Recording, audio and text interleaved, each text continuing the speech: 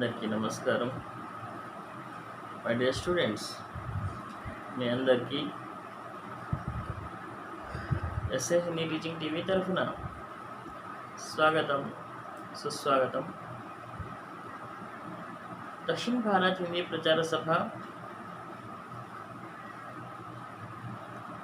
राष्ट्रभाषा परीक्षा आलस्यन पार्ट 5 చెప్పబోతున్నాను. జాగ్రత్తగా వినండి. लेकिन उसी समूह में एक ऐसा मनुष्य भी था जिसके हृदय में दया थी और समझ साहस था. आज हॉकी खेलते हुए उसके पैरों में चोट लगी हुई थी. लंगड़ाता हुआ वह धीरे धीरे चला आता था. अकस्मात उसकी निगाह गाड़ी पर पड़ी. पड़ी. वह ठिठक गया. उसे किसान को देखते ही सब बात ज्ञात हो गई. डंडा एक किनारे रखा गया, कोट उतार डाला और किसान के पास जाकर बोला, तुम्हारी गाड़ी निकाल दूं? ఇందాక కూర్చున్నటువంటి చాలా అందరి సమూహంలో వాళ్ళు స్వార్థపరులు ఉన్నారు. ఎంతసేపటికి దయా దాక్షిణ్యాలు లేనటువంటి వాళ్ళు ఉన్నారు. వాళ్ళు నిజంగా బలుపుంది, ఉదాసీనత అనేది అస్సలు కనిపించదు వాళ్ళలో. అలాంటి వాళ్ళల్లో ఒక వ్యక్తి ఉన్నాడు, చాలా మంచివాడు. అతడు ఆడి బాగా దెబ్బలు కూడా తిని ఉన్నాడు.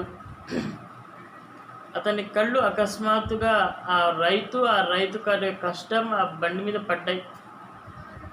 వెంటనే కుంటుకుంటూ ఆ వ్యక్తి కాడికి వెళ్ళాడు.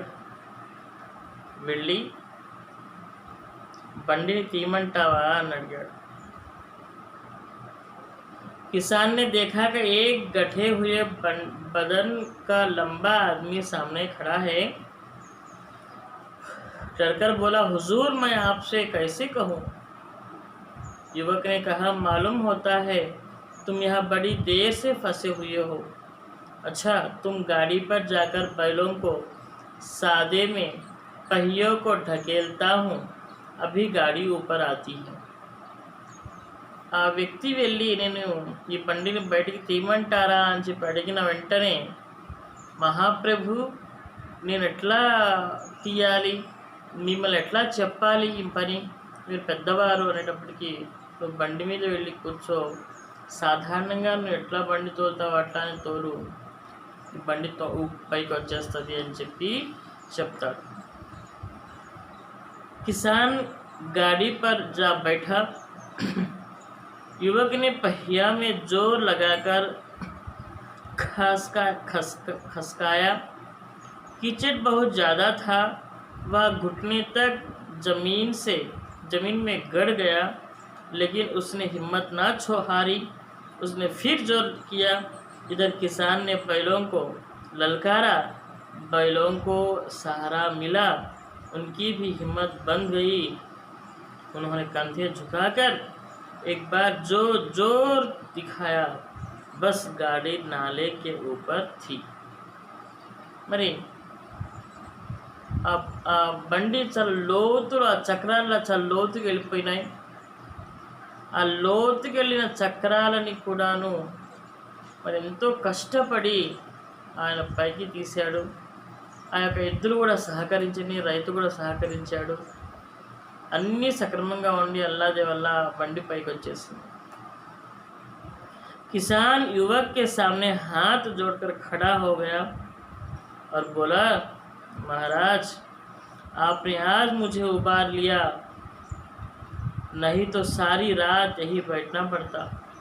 మహారాజ్ మీకు నమస్కారం అని చెప్పి రెండు చేతులు ఎత్తి జోడించి ఆ రైతు ఏం చెప్తున్నాడు, మీరు వాళ్ళను బచాయించారు, నన్ను కాపాడారు, మీరు గనక ఇవాళ కాపాడకుండా ఉన్నట్లయితే రాత్రంతా నేను ఇక్కడే చావాల్సి వచ్చేది అని చెప్పి రెండు చేతులు వచ్చి నమస్కారం పెట్టిపోతున్నాడు. యువక్ని హస్కర్ కహా, అబ్ ముझे కుచ్ ఇనామ్ దేతే హో. ఇప్పుడు ఆ యువకుడు నవ్వుకొని నాకేమైనా బహుమతి ఇస్తావా అని అడుగుతాడు. किसान ने गंभीर भाव से कहा, नारायण चाहेंगे तो दीवानी आपकी ही मिलेंगी.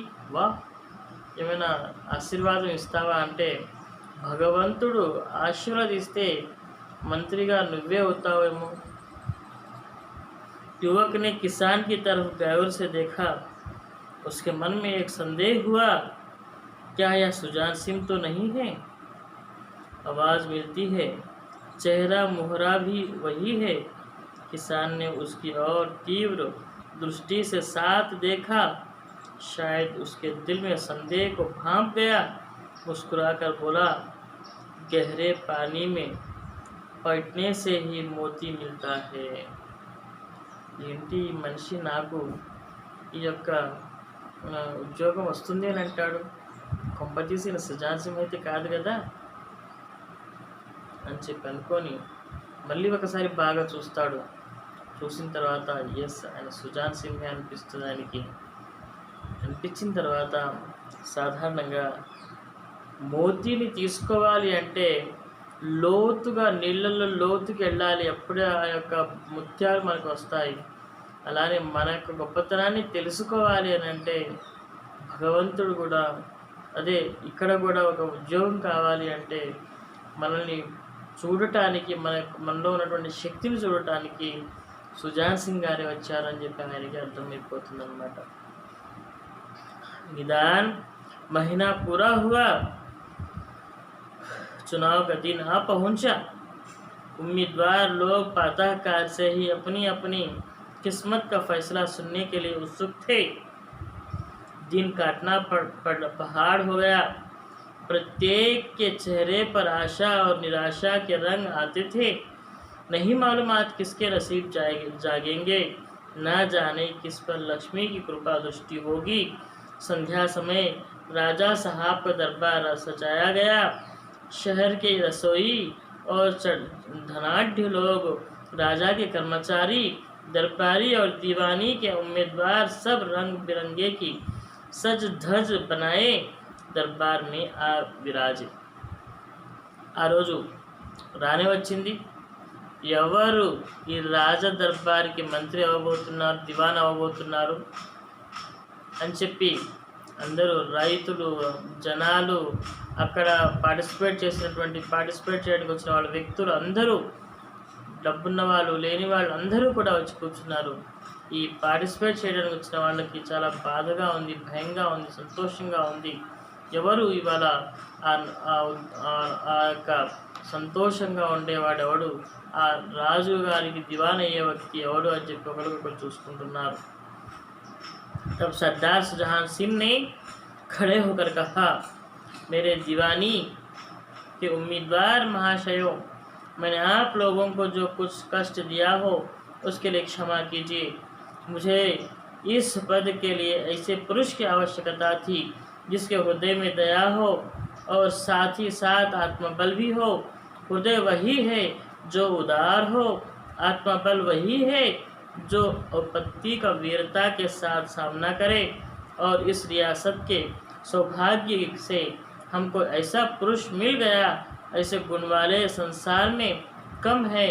वे और जो है कीर्ति और मान के शिखर पर बैठे हुए हैं, उन तक हमारी पहुंच ही नहीं. मैं रियासत का पंडित जानकीनाथ सा दीवान पाने पर बधाई देता हूँ. रियासत के कर्मचारियों और रसाइयों ने पंडित जानकीनाथ की तरफ देखा. उम्मीदवारों के दल की आंखों उधर उठी, मगर उन आंखों से सत्कार था और उन आंखों में ईर्ष्या भी थी.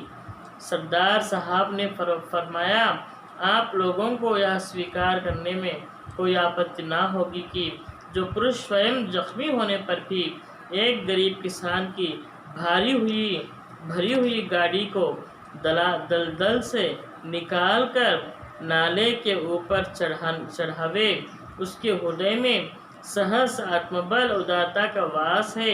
ऐसा आदमी गरीबों को कभी ना सताएगा. उसका संकल्प दृढ़ है. वे उसके चित्त को स्थिर रखेंगे. वह चाहे धोखा खा जाए परंतु दया और धर्म के मार्ग के कभी ना हटेंगे। సో సాధారణంగా జానకీనాథ్, పండిత్ జానకీనాథ్ ఎప్పుడైతే మనం ఆ వ్యక్తి ఎవరైతే ఉన్నారో రైతు యొక్క బండి అక్కడ ఉన్నప్పుడు, ఆ యొక్క నాలాలో ఉన్నప్పుడు దాన్ని పైకి తీశాడని చెప్పాం కదా, ఆ వ్యక్తిని వరించింది ఈ యొక్క దివానికి, ఆ యొక్క ఉద్యోగం, ఆ యొక్క మంత్రి పదవి. అంటే కష్టాల్లో ఉన్నప్పుడు మనం ఎవరికైతే హెల్ప్ చేస్తామో ఆ హెల్పింగ్ నేచర్ ఏదైతే ఉందో మనకు పనికొస్తుంది. దయ మనలో ఉండాలి. అన్ని విధాలుగా మనం అన్ని విధాలుగా ఉపయోగకరంగా ఉంటామంటేనే వాళ్ళు మనకు సెలెక్ట్ చేస్తారు. ఎనీహౌ ఆ వ్యక్తి సెలెక్ట్ అవ్వడం నిజంగా నాకు కూడా హ్యాపీగా అనిపించింది. ఇలానే తెలివిగల వాడి ఆలోచనలు ఇట్లానే ఉంటాయి, గొప్పగా చూస్ చేస్తారు. ఎనీహౌ మీ అందరికీ ఈ లెసన్ వాళ్ళతో కంప్లీట్ అయిపోతుంది. పరీక్షా లెసన్ మీ అందరూ బాగా అర్థం చేసుకున్నారని, మీ అందరికీ బాగా అర్థమైందని చెప్పి నాకు అర్థమైపోతుంది. మీకు ఏమైనా డౌట్స్ ఉంటే డెఫినెట్గా నాకు అడగండి, డౌట్స్ క్లారిఫికేషన్ చేస్తాను. మీ అందరికీ మనస్ఫూర్తిగా ఎస్ఏ హిందీ టీచింగ్ టీవీ తరఫున థ్యాంక్స్ చెప్తున్నాను. నా ఛానల్ని సబ్స్క్రైబ్ చేస్తున్నారు, అలాగే వల్ల షేర్ చేస్తున్నారు అండ్ లైక్ చేస్తున్నందుకు ధన్యవాదాలు తెలియజేస్తూ ఈరోజు లెసన్ని కంప్లీట్ చేస్తున్నాను. Thank you.